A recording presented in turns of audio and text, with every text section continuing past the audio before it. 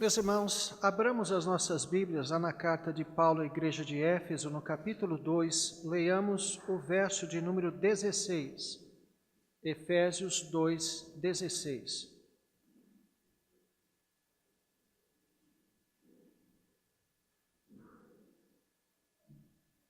Efésios 2, verso 16, diz assim a Escritura: E reconciliasse ambos em um só corpo com Deus, por intermédio da cruz, destruindo por ela a inimizade.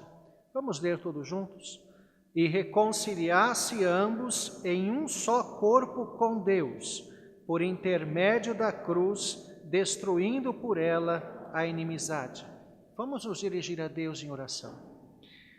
Senhor nosso Deus, continua a falar ao nosso coração agora de forma profunda e clara pela Tua palavra.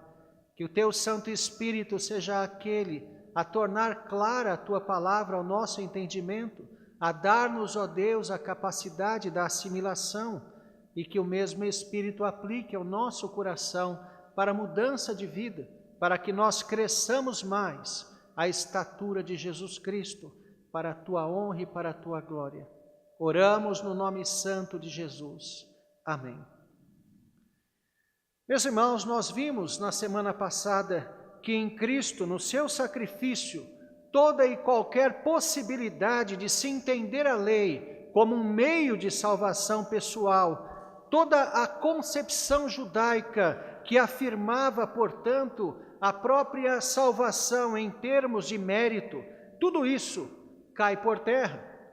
Isto não pode prevalecer diante do sacrifício de Cristo. E isso, meus irmãos, por um motivo claro, patente e irrevogável. Se Deus enviou o seu Filho, e de fato o fez, para operar a redenção dos eleitos, a salvação de cada um de nós, é porque não havia outra forma. E uma vez que Deus o fez, que Deus enviou o seu Filho, ora, se houvesse qualquer outro meio de salvação, então a morte de Cristo foi em vão, foi à toa, foi sem sentido, foi um desperdício. A condição, meus irmãos, de judeu e gentil é uma só diante de Deus: perdido. O judeu não teve nenhum privilégio nesse sentido de poder se salvar, não. Assim como o gentil, ele se encontra perdido, necessitado do favor gracioso de Deus, sem o qual não há redenção.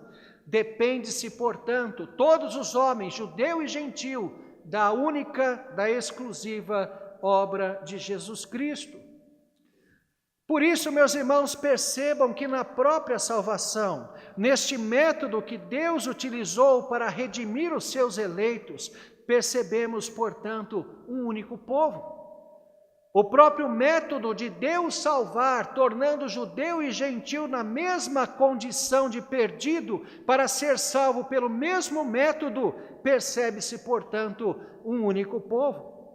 Os eleitos são chamados de todo povo, tribo, nação, língua, raça, todos os povos, para em Cristo compor um único Israel, um Israel um Israel internacional. Essa é a condição da Igreja de Deus no Novo Testamento. Mas percebam, meus irmãos, que o argumento de Paulo ele é bastante profundo. Ainda retomando o que nós tratamos ou iniciamos a tratativa na semana passada, no verso anterior, quando se fala de um novo homem, criasse em si mesmo um novo homem, no verso 15. Cristo ressuscita como um homem mundial, como um cabeça de raça. Reparem, meus irmãos, que o conceito de Cristo nos escritos de Paulo é de um segundo Adão. Ora, o primeiro Adão, qual era a nacionalidade do primeiro Adão? Ele pertencia a algum povo exclusivo?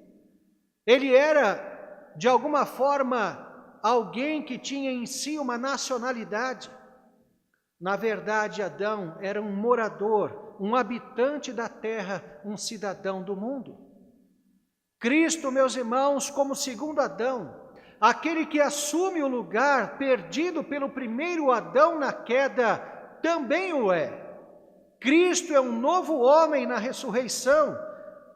Cristo inaugura essa nova humanidade, e essa nova humanidade glorificada, serva aliada de Deus, filha de Deus, que tem exatamente este padrão. Cristo, nesse sentido, não tem nacionalidade, é um cidadão do mundo.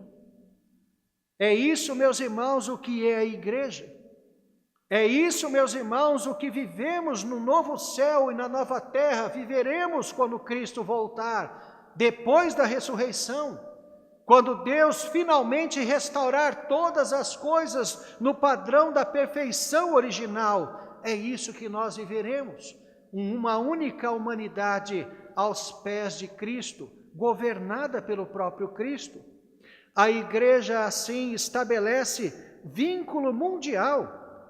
A igreja invisível, aquela igreja formada de todo o crente verdadeiro, é composta dos eleitos de todas as nações, nada importando qual é a nacionalidade de cada indivíduo. Assim, na igreja de Cristo, hoje, um crente americano tem a mesma importância de um guineense ou um queniano.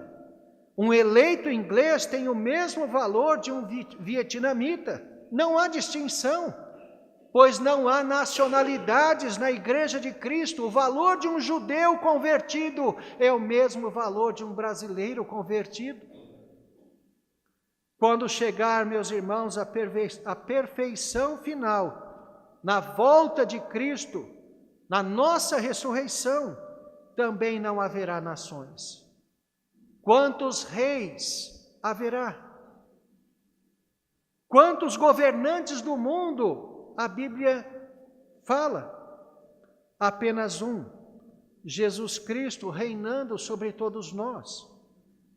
Dessa forma seremos humanidade e não povos.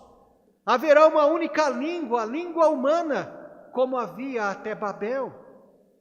Tal identificará uma única forma de ser, uma única forma de viver para Deus. Talvez possamos dizer uma única cultura, com quem sabe regionalismos. Mas, meus irmãos, em Cristo ressuscitado, tudo isso é concretizado no tempo.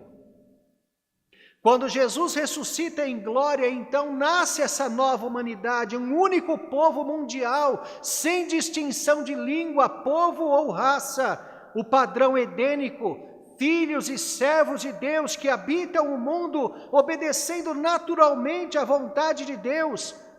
É isto. E no novo céu e na nova terra isso será perfeito. Nós naturalmente obedeceremos à vontade de Deus, e isso com perfeição, quando Deus será tudo em todos. Viveremos Deus em nós, a própria vontade de Deus. O governo será de Jesus Cristo. Esse novo homem, que é visto em Jesus Cristo ressuscitado, na própria ressurreição de Cristo, aquela humanidade ressurreta, que é inaugurada na ressurreição de Cristo. Isto, portanto, é uma garantia de que nós viveremos tudo isso. E já vivemos em parte como convertidos, como uma única igreja multi e internacional. Notem, meus irmãos, que é muito mais do que uma barreira de separação entre judeu e gentil que foi transposta.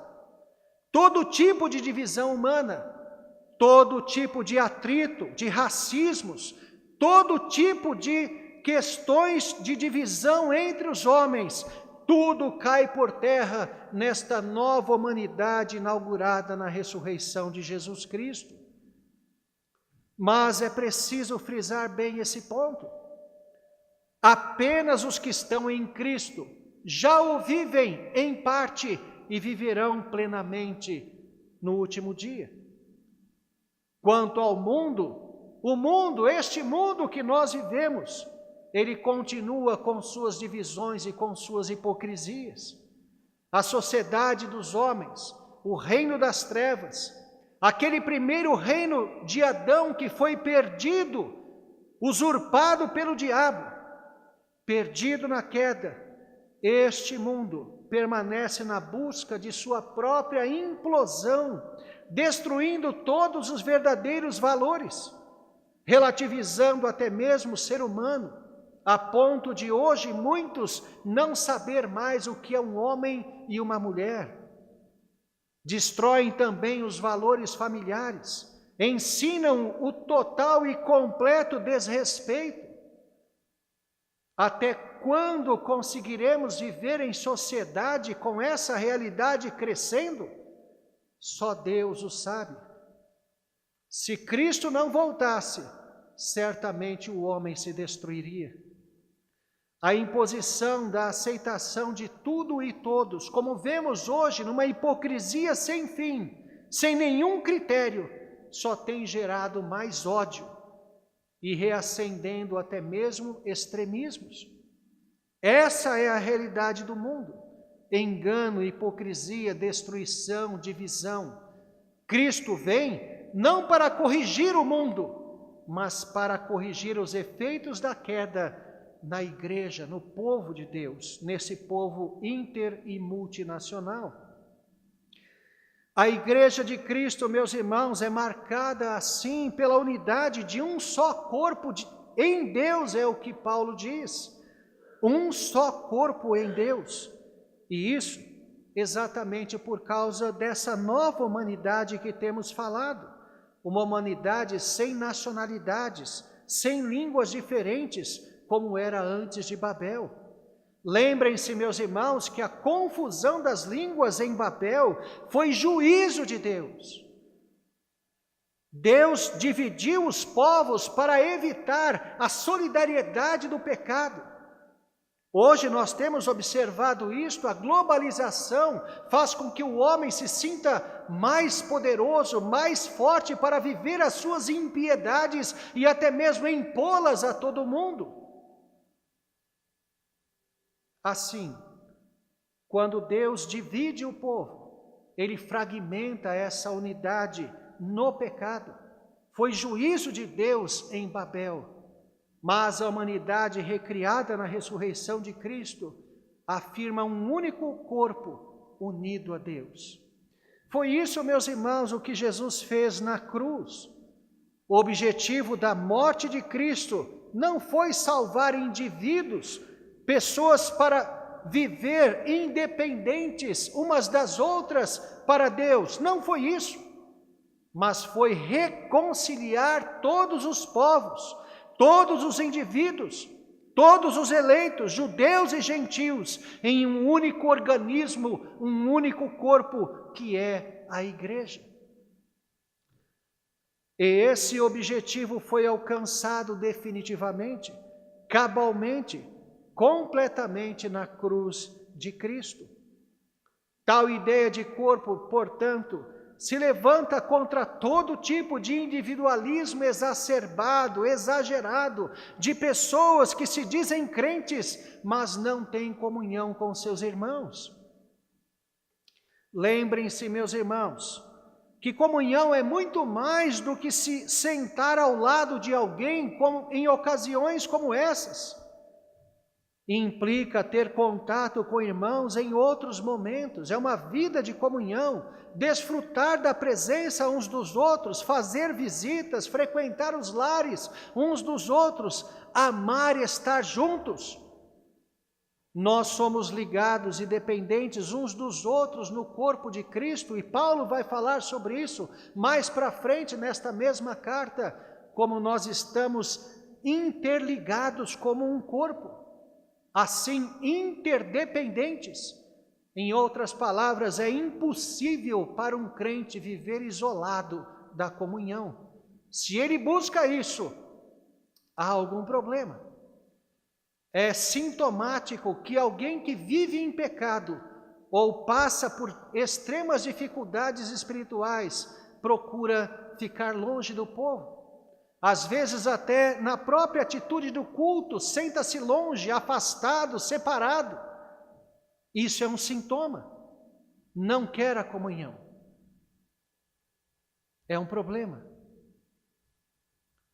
Além disso, meus irmãos, nós temos que viver essa comunhão de uma forma autêntica, porque além dessa inimizade que foi abolida entre nós na cruz, além desta vida de adoradores em comum, também houve a abolição da inimizade com Deus. Esta é a força da expressão de Paulo, porque nós não apenas fomos feitos um como um corpo, mas um corpo em Deus. Estamos todos ligados a Cristo, que já é o próprio Deus. E como igreja, nós já começamos a viver aquela humanidade que não está em revolta contra Deus. Essa é a igreja, esse é o reino que Cristo traz, recuperando o reino perdido por Adão, estabelecendo um novo reino de um segundo Adão, e nós como igreja somos cidadãos desse reino, de uma humanidade diferente deste mundo que nós vivemos, que está em revolta contra Deus. Nós somos a humanidade agora recriada em Jesus Cristo, aliada, serva de Deus, que ama a Deus e ama a sua palavra. Hoje temos então a herança do segundo Adão, Jesus Cristo, que em sua cruz não apenas nos fez um, mas nos fez um em Deus. E é exatamente esse o ponto. E a ordem que nós devemos entender, uma ordem correta. Nós não somos um para estarmos unidos a Deus, é o contrário. Porque todos nós fomos unidos a Deus, é que então desfrutamos de unidade entre nós. É Deus quem nos une, é o Espírito, a sua habitação nos nossos corações que nos torna templo, nos torna família e um único povo. Porque nossa revolta contra Deus foi abolida, porque vivemos para Deus, é que somos assim habilitados a vivermos a união. É, meus irmãos, a vida com Deus que nos capacita a viver juntos, dedicando-nos uns aos outros. Então, reparem o resultado prático disso. Sendo assim, quer ver uma igreja onde a comunhão fraternal é intensa? Veja a realidade de uma igreja consagrada, verdadeiramente fiel, porque quanto mais ligados a Deus, maior comunhão nós teremos uns com os outros. Quer ver uma igreja desunida? Veja uma igreja superficial na fé, de crentes que priorizam outras coisas. Paulo diz que o propósito da reconciliação completa na cruz de Cristo foi alcançado, resultando a destruição cabal, definitiva de toda inimizade com Deus e com o meu irmão, com o habitante do mesmo reino que Jesus traz, esta igreja que Jesus funda, a igreja que somos nós. Meus queridos, vivamos tal realidade. Viva como um filho amigo de Deus, amigo de Cristo. Sabemos que há filhos que não são amigos de seus pais, a não ser quando precisam de alguma coisa. Esse não é um relacionamento adequado. Amem ao Pai eterno. Vivam diariamente, não apenas com Ele, com a presença dele, mas viva para Ele. Dediquem-se conscientemente a fazer tudo para a glória de Deus. Você tem essa preocupação? Você pensa nisso no seu dia? O que você faz no seu trabalho, onde certamente todos sabem que você é crente? Você faz questão de fazer muito bem feito, de ser um excelente funcionário, não para você mesmo, não para que te elogiem, mas como testemunho de sua vida com Deus. Você pensa em fazer isso? Isso é consciente. Isso faz parte da sua vida, que você, como servo de Deus, faz tudo para o seu Senhor. Viva, meu irmão, viva a sua vida como culto constante, agindo de forma santa, de forma correta, de forma sincera, vivendo assim para Deus e não para si mesmo. Se assim fizer, seus momentos com os irmãos também serão intensos. Não importa a nacionalidade, classe social, idade, haverá intensidade nos relacionamentos, porque Deus é tudo em todos. Isto se consumará numa perfeição final. Deus viverá em nós, será tudo em todos no último dia de uma forma plena e perfeita. Mas isso já nos é habilitado agora a viver isto o máximo que pudermos, porque ainda somos pecadores, mas viver essa realidade final, antecipando o máximo possível para o já, para o agora. Vivendo para a glória de Deus, meus irmãos, faremos questão de estar juntos, amaremos esses momentos. Essa é a realidade maravilhosa, a realidade abençoada de igreja que o Senhor tem para nós. Não ilhas. O mar nas Escrituras tem essa noção de divisão. Não somos ilhas no meio de um oceano, nós somos um continente. Nós estamos todos ligados. E é assim que Deus preparou. Aquele que não desfruta a união fraternal na igreja, certamente está perdendo grande parte da vida com Deus. Ainda não sabe, ainda não experimentou as bênçãos mais preciosas que estão exatamente na comunhão, as experiências com Deus, na comunhão dos irmãos. Que Deus nos abençoe grande e ricamente. Amém.